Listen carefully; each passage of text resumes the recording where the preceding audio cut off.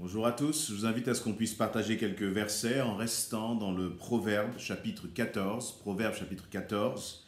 Et j'aimerais aborder avec vous le thème des paroles de la colère à travers ces quelques versets. Proverbe 14, verset 3. Dans la bouche de l'insensé est une verge pour son orgueil, mais les lèvres des sages les gardent. Proverbe 14, verset 17. Celui qui est prompt à la colère fait des sottises, et l'homme plein de malice s'attire la haine. Celui qui est lent, Proverbe 14, verset 29, celui qui est lent à la colère a une grande intelligence, mais celui qui est prompt à s'emporter proclame sa folie. Amen. Voilà, j'allais dire, un péché, voilà une porte à bien des problèmes qui peuvent être faits dans nos vies à travers la colère, à travers nos paroles. Vous voyez, premièrement, il nous est dit dans le verset 3 que la bouche de l'insensé, eh bien, c'est comme une verge pour son orgueil. C'est-à-dire que si tu cultives de l'orgueil dans ton cœur, eh bien, très très rapidement, à cause de tes paroles, tu vas manifester cet orgueil et tu pourras être comme frappé et repris justement à cause de tes paroles. Mais les lèvres des sages les gardent. Là, on a vraiment un encouragement, un avertissement même à considérer que nos paroles sont précieuses. Nos paroles ont un impact, et ont un impact parfois qui peut être bénéfique, mais parfois qui peut nous apporter beaucoup d'ennuis à cause de simplement d'ailleurs de quelque chose que l'on ne voit pas. Les paroles, vous ne les voyez pas, elles sont là, elles sortent de votre bouche, elles sortent de ma bouche, et puis elles sont comme le vent, invisibles. Et pourtant, elles vont avoir un impact important. Et elles vont avoir un impact d'autant plus important que nous sommes dans une société de communication. Nous sommes dans une société où chaque parole dite peut être entendue, amplifiée, répliquée et traversée jusqu'au bout du monde, jusqu'à ce qu'elle te revienne comme un boomerang et détruire parfois, si ces paroles ne sont pas des paroles bénissantes. Et il y a comme, j'allais dire, un carburant à ces mauvaises paroles parfois. Et ce carburant, eh bien, se trouve parfois dans nos cœurs et s'appelle la colère. La colère, vous voyez, c'est comme, j'allais dire, l'étincelle qui va activer un peu d'essence, un peu de carburant. Et ça va être, j'allais dire, d'une petite étincelle qui part là dans un feu j'allais dire, d'une petite brindille. Ça peut devenir comme un feu de forêt que personne ne peut ensuite maîtriser. Et au verset 17, eh bien, le livre des Proverbes, Salomon va dire ceci, et le Seigneur va nous donner cet avertissement. Celui qui est prompt à la colère fait des sottises. Vous voyez, celui qui se met en colère à travers ses paroles, eh bien, il fait une sottise. Et derrière ce mot sottise, laissez-moi vous dire qu'on pourrait presque le remplacer par le mot catastrophe. Vraiment catastrophe. Pourquoi? Eh bien, parce que c'est comme je disais tout à l'heure, c'est comme cette brindille. Elle paraît être une petite sottise dans cette forêt, mais au final, il va falloir faire venir les pompiers, les canadaires et des moyens importants pour venir essayer d'éteindre ce feu. Et ce feu, eh bien, ça peut être un feu que toi-même, tu peux, j'allais dire, allumer au sein de ta famille. Tu peux allumer dans tes relations, dans ton travail. Tu peux allumer avec les gens dans ton église. C'est comme un feu que toi-même, à cause de ta colère, tu peux venir allumer dans ton voisinage.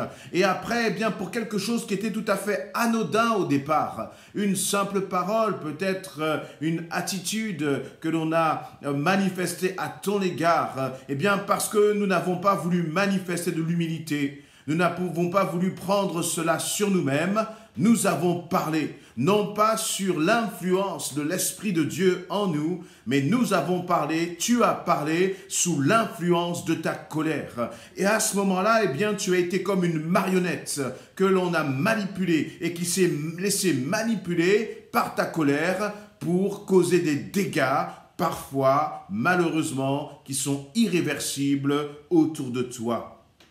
Et le Seigneur dit que celui qui est plein de malice s'attire la haine. Cette colère, elle n'est pas non seulement une colère, j'allais dire, spontanée, mais c'est aussi parfois une colère réfléchie. ce qu'on appelle une colère froide. C'est-à-dire que cette colère va entraîner dans ton cœur des raisonnements, va entraîner de la malice, va entraîner des plans que toi-même tu vas mettre en place pour te venger. Et le Seigneur te dit que cette colère-là, eh bien, cette malice-là dans ton cœur, elle va attirer la haine. C'est-à-dire qu'elle va déjà attirer la haine dans ton cœur. La haine pour ton époux, parfois la haine contre tes enfants, la haine contre ton environnement à cause du fait que tu n'as pas voulu pardonner, à cause du fait que tu n'as pas voulu t'humilier. Tu sens dans ton cœur cette colère qui tourne encore dans ton esprit, dans tes pensées, cette colère que tu rumines et tu ne veux pas abandonner, tu ne veux pas lâcher.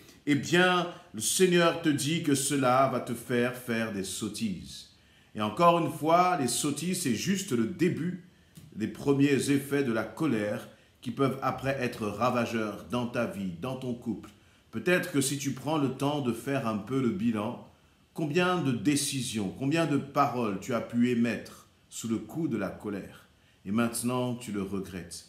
Je pense qu'il est temps d'être un homme, une femme qui agit avec intelligence. Et c'est exactement ce que nous dit le verset 29.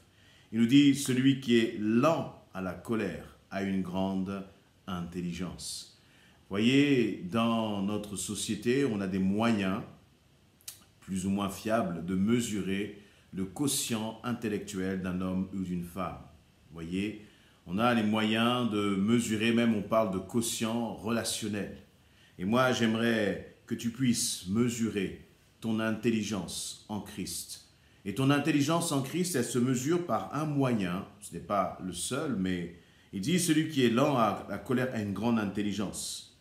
Si tu es capable de maîtriser ta colère, si tu es capable de maîtriser tes paroles, qui vont ensuite en plus entraîner des actes, si tu es lent à parler, tu es lent à ta colère, le Seigneur te dit que tu as une grande intelligence. À nous qui sommes enfants de Dieu, je propose que nous puissions avoir, comme la parole le dit, une sorte de thermomètre de notre intelligence, qui va être notre capacité à tenir notre langue, même lorsque l'autre nous fait du mal, même lorsque l'autre agit d'une façon qui nous blesse. Oui, tu peux parler, mais ne parle pas sous la colère. Oui, tu peux répondre, tu peux t'expliquer, mais ne le fais jamais sous ta colère, parce que sinon, tu fais preuve de sottise, alors que le Seigneur nous appelle à être des hommes et des femmes d'une grande intelligence. Et je crois que c'est une des caractéristiques du chrétien. Comment est-ce que tu réagis dans la colère? Voyez? Et il dit ensuite, toujours dans ce verset 29, celui qui est prompt à s'emporter, il proclame sa folie. Voyez? C'est intéressant de voir que lorsque nous sommes en colère, notre réaction, ce que nous désirons faire, c'est tout de suite parler, nous emporter. Mais en fait, le Seigneur dit qu'à chaque fois que toi et moi, nous parlons sous la colère, eh bien, ce que nous faisons, c'est que nous proclamons notre folie. Alors que pour nous, c'est presque une preuve d'intelligence, de dire oui, il m'a fait ceci, il m'a fait cela, il m'a dit cela, mais moi, tout de suite, je l'ai remis à sa place. Tout de suite, j'ai répondu. Et dans notre société, ça, c'est une réaction qui est une marque d'intelligence. Je ne me laisserai pas marcher sur les pieds. Dans notre société, c'est une réaction qui est preuve d'un homme et d'une femme de caractère. Mais devant le Seigneur, eh bien, il y a une toute autre façon de voir les choses, une toute autre mentalité. Et la mentalité du royaume dit que si tu es prompt à t'emporter, si tu es rapide à répondre, alors tu ne fais que preuve là de ta propre folie. Soyons des hommes et des femmes qui ne réagissons pas comme, j'allais dire, la société voudrait que nous réagissions. Nous soyons des hommes et des femmes qui ne réagissons pas comme notre propre culture parfois, ou même nos propres émotions, notre propre personnalité nous pousse à agir, mais agissons avec lenteur, avec prudence face à la colère. Dans la colère, mon frère, ma sœur, tais-toi. Ne réagis pas promptement, mais tourne tes regards vers le Seigneur et dis-toi, Seigneur, je veux agir selon ta volonté. S'il y a besoin de répondre, eh bien je répondrai plus tard.